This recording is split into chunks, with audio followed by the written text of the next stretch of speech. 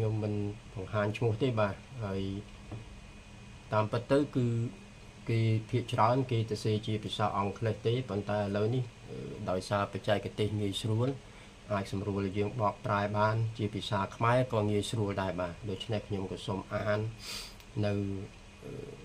ខ្លឹមសារនៃសារព័ត៌មានដែលពួកបរទេសគេបានផ្សព្វផ្សាយបាទអំពីអ្វីដែលជាការអំពាវនាវរបស់រដ្ឋមន្ត្រី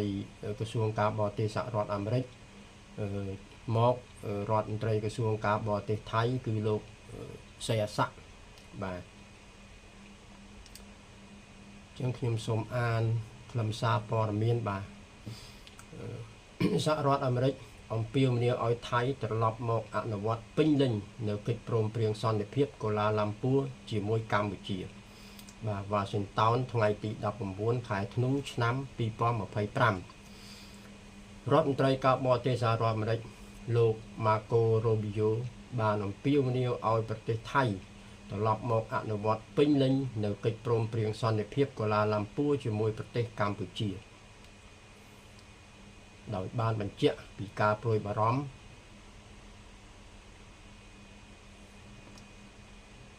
កាន់តែខ្លាំងឡើងរបស់រដ្ឋាភិបាល Washington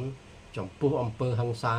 ដែលកំពុងកើនឡើងតាមបណ្ដោយព្រំដែនកម្ពុជាថៃយោងតាមសេចក្តីថ្លែងការណ៍របស់ក្រសួងការបរទេសសហរដ្ឋអាមេរិក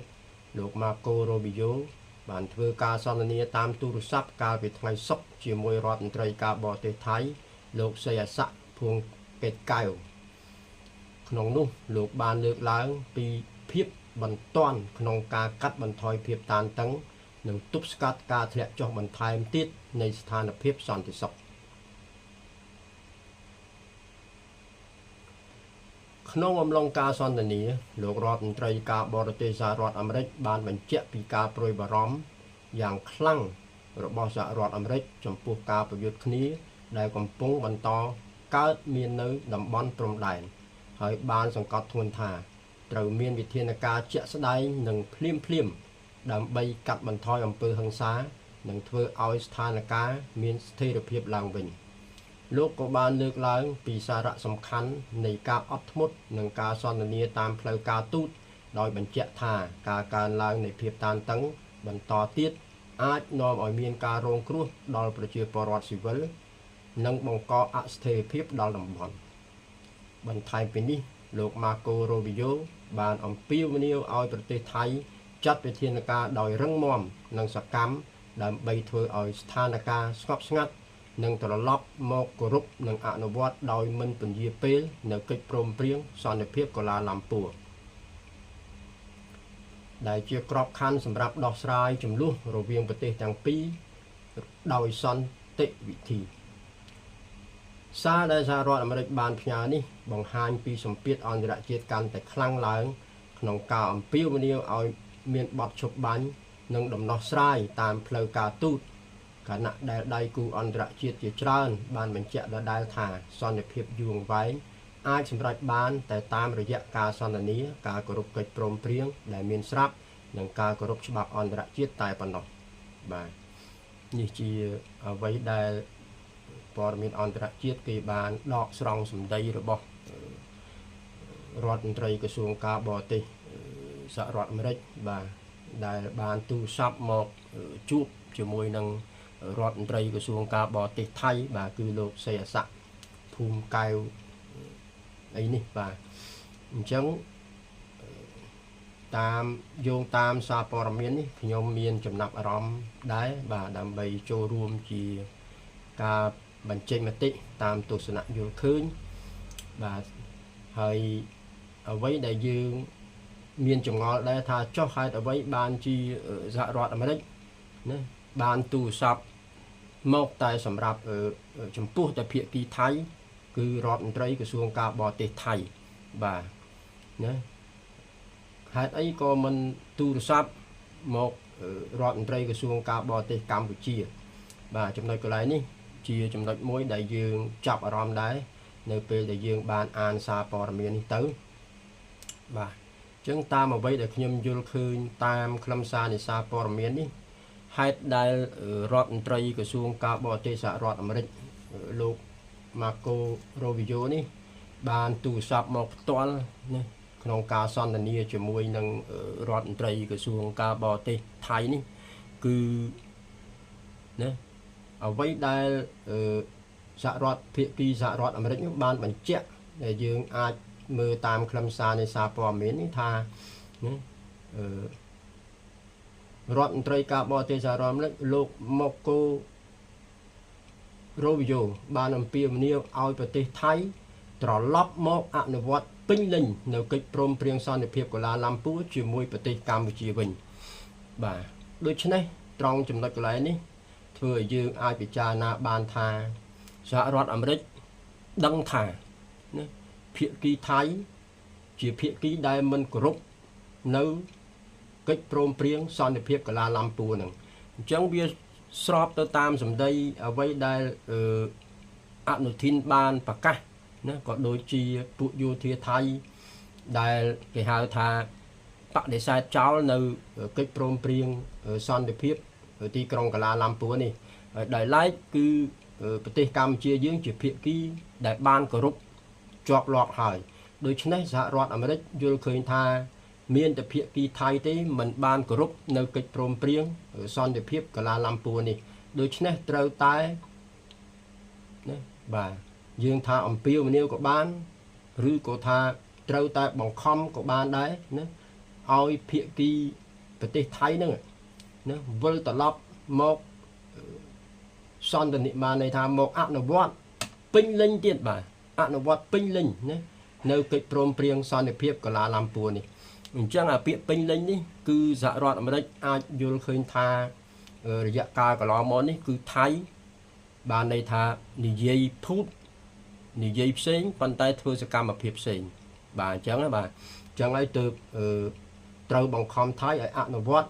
ឲ្យបានពេញលេញណាបាទអត់មានឲ្យដូចថាយកដូចថាយកមូលហេតុអីផ្សេងផ្សេងដើម្បីយកមកទម្លាក់កំហុសមកលើកម្ពុជាយើងទៀតទេបាទនេះតាមខ្ញុំយល់បាទជាខ្លឹមសារនៃអ្វីដែលលោក Marco Rubio នេះចង់ប្រាប់ទៅភាគីថៃដូច្នេះណែដោយបញ្ជាក់ពីការព្រួយបារម្ភកាន់តែខ្លាំងឡើងរបស់រដ្ឋាភិបាល Washington ចំពោះអំពើហិង្សាដែលកំពុងកើនឡើងតាមបណ្ដោយព្រំដែនកម្ពុជាថៃយោងតាមសេចក្តីថ្លែងការណ៍របស់ក្រសួងការបរទេសសហរដ្ឋអាមេរិកលោក Marco Rubio បានធ្វើការសន្ទនាតាមទូរស័ព្ទកាលពីថ្ងៃសុក្រជាមួយរដ្ឋមន្ត្រីការបរទេសថៃលោកសីអស័កភួងពេតកែវក្នុងនោះលោកបានលើកឡើងពីភាពបន្ទាន់ក្នុងការកាត់បន្ថយភាពតានតឹងនិងទប់ស្កាត់ការធ្លាក់ចុះបន្ថែមទៀតនៃស្ថានភាពសន្តិសុខបានន័យថាអ្វីដែលសហរដ្ឋអាមេរិកទូរស័ព្ទមកប្រាប់បានន័យថារដ្ឋមន្ត្រីក្រសួងការបរទេសសហរដ្ឋអាមេរិកទូរស័ព្ទមកប្រាប់ភាគីថៃណាត្រូវវិលទៅរកកិច្ចព្រមព្រៀងនឹងជាបន្ទាន់វិញណាអត់មានពជាពេលយល់លេសពីបញ្ហានេះបញ្ហានោះទេណាឡើងវិញភាពបន្ទាន់បាទណាប្រើពាក្យបាទសំខាន់ដែលខ្ញុំចង់បង្ហាញនៅក្នុងអត្ថបទនេះបាទក្នុងអំឡុងការសន្ទនាលោករដ្ឋមន្ត្រីការបរទេសសហរដ្ឋអាមេរិកបានបញ្ជាក់ពីការព្រួយបារម្ភយ៉ាងខ្លាំងរបស់សហរដ្ឋអាមេរិកចំពោះការប្រយុទ្ធគ្នាដែលកំពុងបន្តកើតមាននៅតំបន់ព្រំដែនហើយបានសង្កត់ធ្ងន់ថាត្រូវមានវិធានការជាក់ស្ដែងនិងភ្លាមណាបាទនឹងយើងមើលអត្ថន័យបាទដើម្បីកាត់បន្ថយអំពើហិង្សានិងធ្វើឲ្យឡើងវិញបាទលោកក៏បានលើកឡើងពីសារៈសំខាន់នៃការអត់ធ្មត់និងការសន្ទនាតាមផ្លូវការទូតដោយបញ្ជាក់ថាការកើនឡើងនៃភាពតានតឹងបន្តទៀតអាចនាំឲ្យមានគ្រោះថ្នាក់ដល់ប្រជាពលរដ្ឋស៊ីវិលនិងបង្កអធិរភាពដល់តំបន់បាទត្រង់ចំណុចនេះគឺអ្វីត្បិតតែសហរដ្ឋអាមេរិកនិយាយរឿងហៅថាអាចនាំឲ្យមានការរងគ្រោះដល់ប្រជាពលរដ្ឋស៊ីវិលបាទចំណុចកន្លែងនេះគឺយើងដឹងស្រាប់ហើយថាគឺភាគីថៃបានប្រើនៅ F16 បាទដែលបង្កវិនាសកម្មយ៉ាងធ្ងន់ធ្ងរណាចំពោះពលរដ្ឋស៊ីវិលរបស់ប្រជាជនកម្ពុជាយើងណាដូចជាទម្លាក់ទៅលើទីផ្សារបាទទម្លាក់ទៅក្នុងទីប្រជុំជនណាដែលមានជនបរទេសកំពុងរស់នៅឬក៏កន្លែងផ្សេងដែល ពួកថៃកំពុងតែវាយប្រហារតាមជើងអាកាសនេះបាទអញ្ចឹងអ្វីដែលសហរដ្ឋអាមេរិកលើកឡើងនេះចង់ប្រាប់ទៅថៃថាក្នុងការប្រើប្រាស់អាវុធឬក្នុងការធ្វើសង្គ្រាមត្រូវរក្សាឲ្យបាននៅសិលធម៌បាទបានន័យថាសិលធម៌សង្គ្រាមបាទណាកុំឲ្យទម្លាក់គ្រាប់បែកផ្ដេសផ្ដាស់ដែលបង្កឲ្យពលរដ្ឋស៊ីវិលបាទក្នុងនេះទោះបីជាមិនបានបញ្ជាក់ពលរដ្ឋស៊ីវិលកម្ពុជាក្តីក៏តែបើយើងពិនិត្យមើលន័យនេះទៅគឺថាចង់ប្រាប់ឲ្យថៃនឹងបាទត្រូវអនុវត្តនៅគេហៅថាច្បាប់សង្គ្រាមឲ្យបានត្រឹមត្រូវណាកុំរំលោភនៅកុំបង្កើតនៅភាពអសិលធម៌សង្គ្រាមដោយគេហៅថាបំផ្លាញគ្មានរឹសអើងណាអានេះចង់និយាយថាអញ្ចឹងបាទពីព្រោះអត្ថបទនេះអ្វីដែលខ្ញុំចង់លើកឡើងពេលនេះមិននិយាយអំពីពលរដ្ឋថៃនោះហើយនិយាយតែពីពលរដ្ឋស៊ីវិលនេះណាមិនមែនបញ្ជាក់ភាពសងខាងរវាងកម្ពុជានិងថៃទេពីព្រោះអ្វីដែលខ្ញុំអះអាងអញ្ចឹងដោយសារតែខ្លឹមសារនៃអត្ថបទនេះគឺជាការសន្ទនាផ្ទាល់រវាងសហរដ្ឋអាមេរិកនិងរដ្ឋមន្ត្រីក្រសួងការបរទេសថៃបាទដូច្នេះបានន័យថាអ្វីដែលអត្ថបទខ្លឹមសារអត្ថបទនេះគឺអ្វីសពបែបយ៉ាងហ្នឹងគឺនិយាយឲ្យភាគីថៃនឹងទទួលណាអានេះតាមខ្ញុំយល់បាទអញ្ចឹងវាអត់មានពាក់ព័ន្ធជាមួយភាគីកម្ពុជាយើងទេដោយសារតែអានេះជាការយល់ឃើញរបស់ខ្ញុំដោយសារតែសហរដ្ឋអាមេរិកបានដឹងច្បាស់ហើយថាភាគីខ្មែរយើងប្រកាសគោរពនៅអកិច្ចព្រមព្រៀងសន្តិភាពកាឡាឡាំពួរហ្នឹងដូច្នេះថៃវាមិនគោរពដោយសារវាបដិសេធរឿងហ្នឹងអញ្ចឹងហើយទើបអ្វីដែលលោកម៉ាកូរូវីយ៉ូបានអំពាវនាវឲ្យថៃណាបាទអាចនាំឲ្យមានការរងគ្រោះដល់ប្រជាពលរដ្ឋស៊ីវិលនេះចឹងមានន័យថាប្រាប់តែភាគីថៃទេណា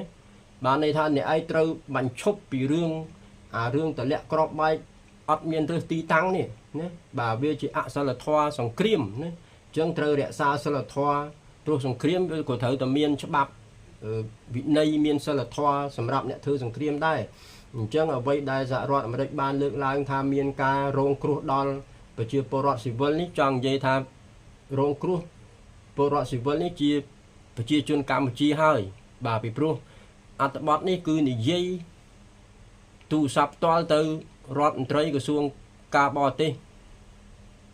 ថៃតែប៉ុណ្ណឹងណាបាទមិនបានហៅថាក្នុងត្រីភាគីទៅចែកថាទ្វេភាគីហ្នឹងវាត្រីភាគីហ្នឹងវាត្រូវបើថាត្រីភាគីវាមានខ្មែរយើងចូលរួមប៉ុន្តែអានេះគេហៅថាទូរស័ព្ទដាច់ដោយឡែកណា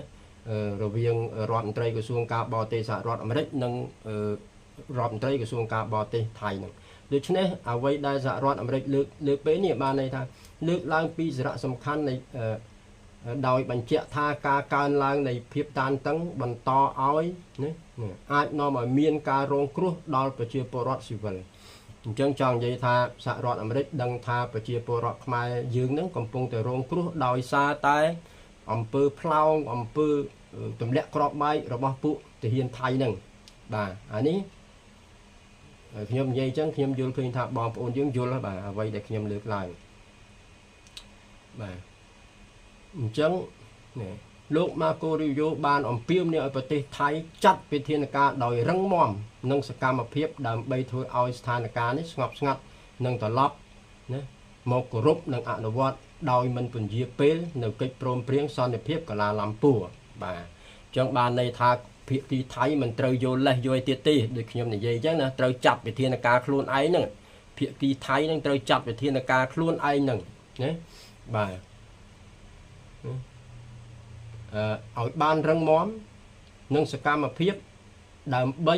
ធ្វើឲ្យស្ថានភាពស្ងប់ស្ងាត់និងត្រឡប់មកគោរពនិងអនុវត្តដោយមិនពន្យាពេល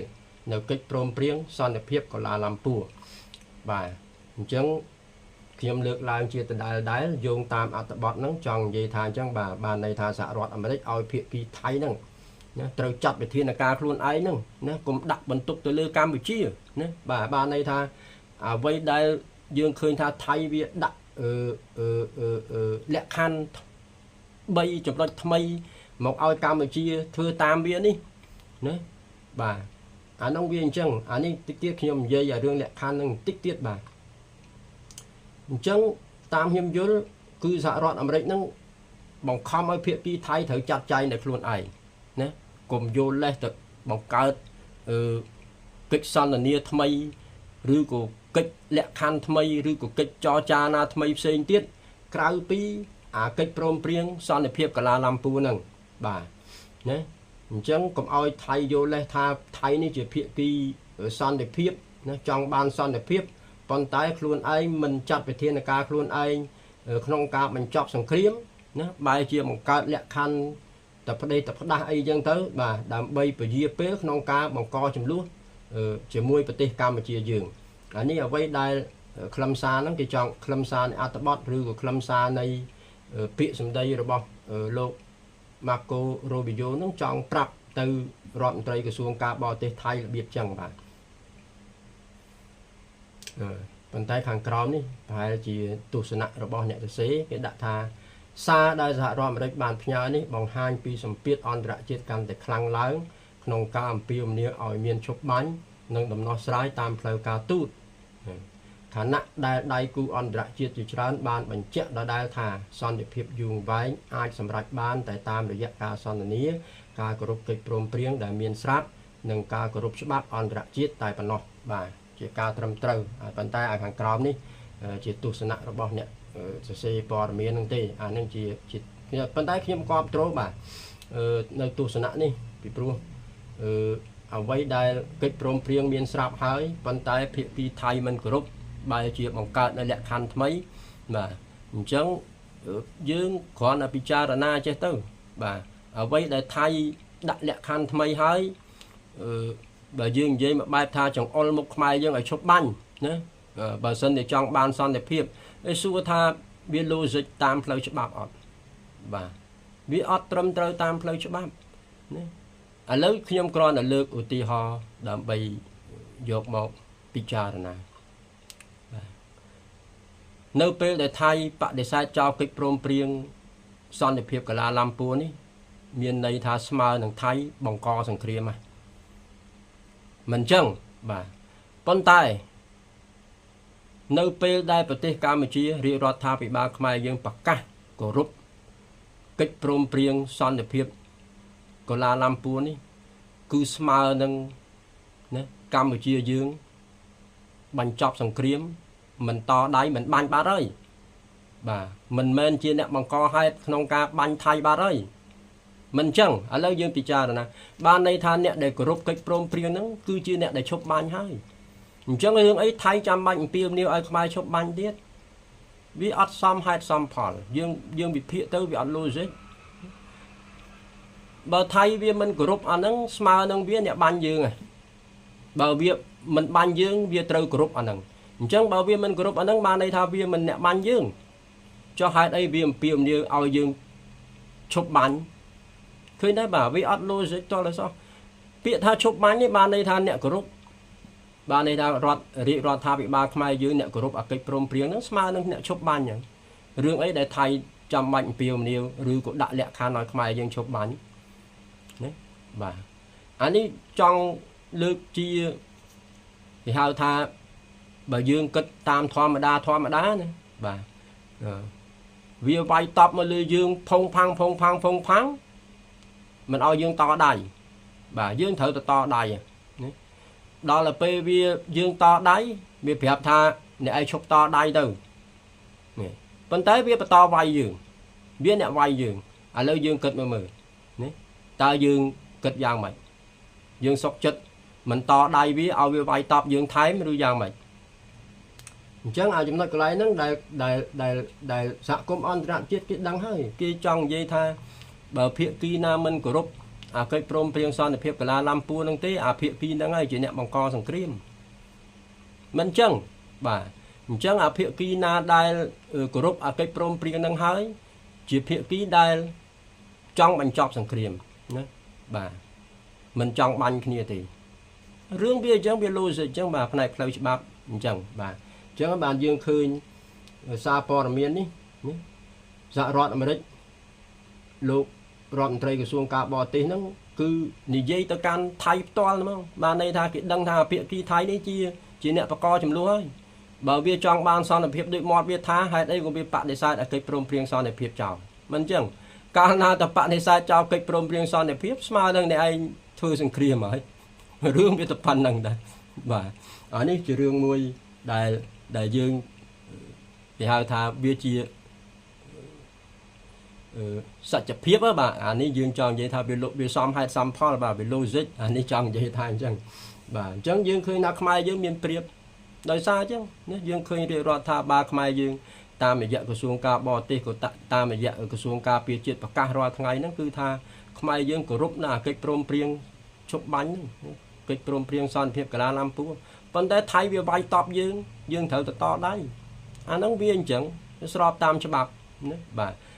มาในไอ้ใบตอบขยมเฮ้ยมันเอาขยมต่อได้ไหมไอ้ดอปีกี่ต่อได้เพียบกี่ท่าไอ้ชกต่อได้เถอะนะจบอันใบตอบหรือท่ามุนไอ้เนี่ยจังกลุ่มเอาอันไว้ต๊อปตัวไหนต้องสมตัวถ่ายต้องข้อมูลบ่าอันนี้เวียข้อนึ่งเพลย์ฉบับบ่าให้เบอร์ยืงลือขนมกรอบคันในโยบายกูวิอัดเถอะได้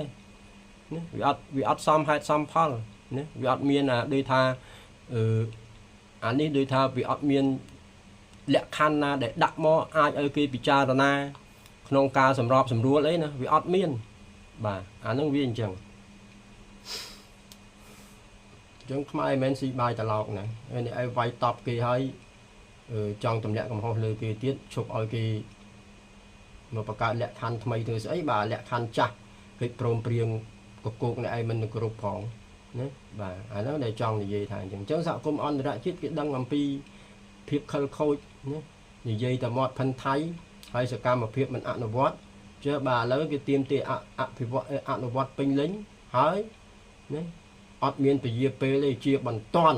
บ่าจังแล้วนี่ยังจำตาสหรัฐอเมริกเมียนไปเทียนกายามไม่จะปูไทยยังดังกรุบนี้ทารัฐาภิบาลไทยได้ดักนอนดอยอนุทินนังปุโยธีไทยนี่กำปงโดยเธอเอาสหรัฐอเมริกนี่ขมากีบ่ามาเกตรังทางจังเอาไว้ได้จะเกิดโปรมเปรียงซอนในเพียบกะลาลำปูได้โจฮัตเลขาโดยโดนาเจดรามหายบ่าใบจีอนุทินนี่ปะได้ใช้เจ้ามันกรุบอันนั้นให้มันต่อสังเครียมจมวยกรรมไปจี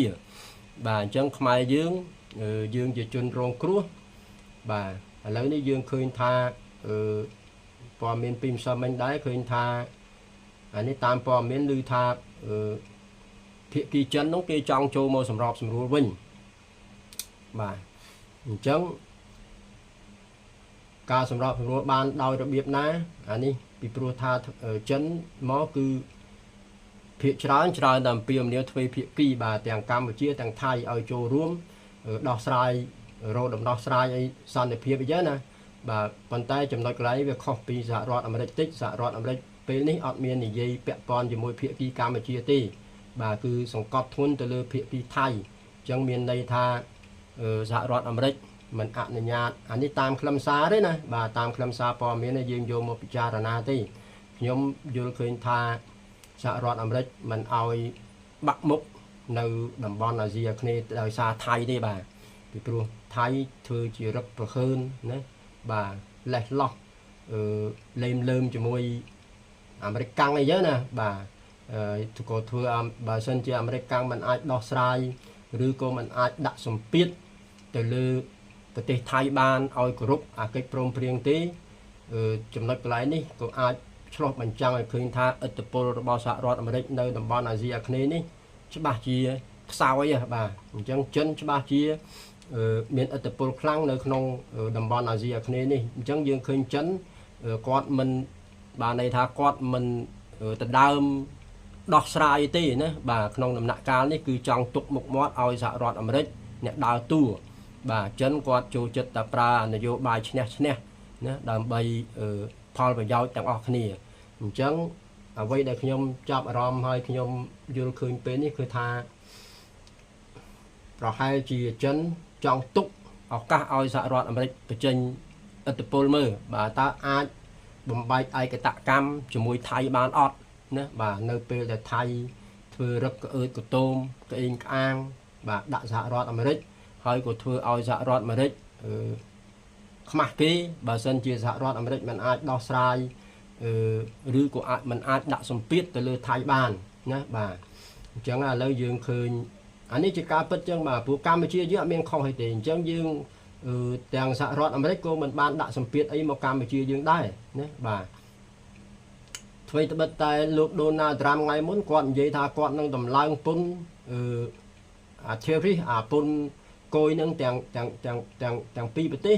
ប៉ុន្តែលោកដូណាល់ត្រាំក៏បាននិយាយអំពីការជន់មីនរបស់ទាហានថៃហ្នឹងជាឧបយហេតុដែរបាទអានេះមានន័យថាលោកដូណាល់ត្រាំគាត់នៅរក្សាផលប្រយោជន៍ណាទាំងសងខាងប៉ុន្តែគាត់ដាក់បានន័យថាគាត់រៀងចំអកទៅឲ្យថៃបន្តិចដែរណាបាទអានេះចង់និយាយថាអញ្ចឹងប៉ុន្តែឥឡូវនេះយើងឃើញថាថៃវានៅតែមិនគោរពអកិច្ចព្រមព្រៀងកាឡាឡាំពូហ្នឹងអញ្ចឹងហើយទើបម្សិលមិញនេះរដ្ឋមន្ត្រីក្រសួងការបរទេសថៃសំទោសរដ្ឋមន្ត្រីក្រសួងការបរទេសសហរដ្ឋអាមេរិកនេះចេញមកណាទូរស័ព្ទទៅសេអាស័កហ្នឹងប៉ុន្តែអាតាមខ្លឹមសារនេះខ្ញុំថាមានទម្ងន់ជាងមុនបាទគឺមានទម្ងន់ដាក់សម្ពាធទៅថៃធ្ងន់ជាងមុនណាពីព្រោះយើងឃើញយើងឃើញប្រើពាក្យសម្ដីក្នុងនេះណាបាទន័យថាជាបានន័យថាឲ្យថៃនឹងត្រូវវិលត្រឡប់ណាមកគោរពអកិច្ចព្រមព្រៀងសន្តិភាពកាឡាឡាំពូនជាមួយប្រទេសកម្ពុជាយើងវិញណាអ្នកឯងមិនត្រូវរត់ចោលហ្នឹងទេព្រោះកម្ពុជាកំពុងតែគោរពបាទអានឹងវាអញ្ចឹងចាឥឡូវនេះយើងហើយទី2គឺថាត្រូវធ្វើជាបន្ទាន់ណាបាទហើយជាក់ស្ដែងទៀតណាបាទអត់មានត្រូវលើកហេតុផលនិយាយភូតកុហកចេះចោះមួយណាបញ្ហាចេះបញ្ហាចោះទៀតទេអត់ទេអានឹងចង់និយាយថាអញ្ចឹងបាទនេះជាលើកដំបូងដែលយើងឃើញរដ្ឋមន្ត្រីក្រសួងការបរទេសសហរដ្ឋអាមេរិកនេះគាត់មានអានេះចំណាត់អានេះវាសឹងថាចំណាត់ការទៅហើយបាទណាប៉ុន្តែវាមិនទាន់មានទណ្ឌកម្មទេគ្រាន់ថាជាចំណាត់ការផ្នែកច្បាប់នៅឡើយទេហើយនឹងផ្នែកការទូតអានេះចង់និយាយថាអញ្ចឹងបាទពីព្រោះថាបើអ្នកឯងមិនគោរពអកិច្ចព្រមព្រៀងទេធ្វើឲ្យសហរដ្ឋអាមេរិកហ្នឹងអាម៉ាស់នៅក្នុងតំបន់អាស៊ីអាគ្នេយ៍នេះ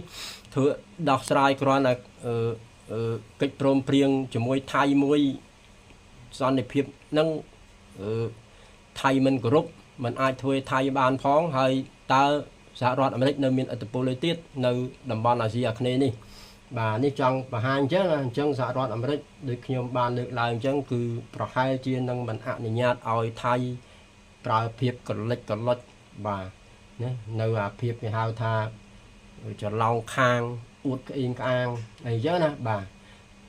អានឹងវាអញ្ចឹងហើយថៃវាកំពុងយល់ច្រឡំខ្លួនឯងស្មានថាវានឹងជាមហាអំណាចដូចស៊ីជីនពីងឬក៏ដូចពូទីនអីចឹងណាអានេះយើងនិយាយលេងក្រៅបាទបើដូចស៊ីជីនពីងដូចពូទីនអីអា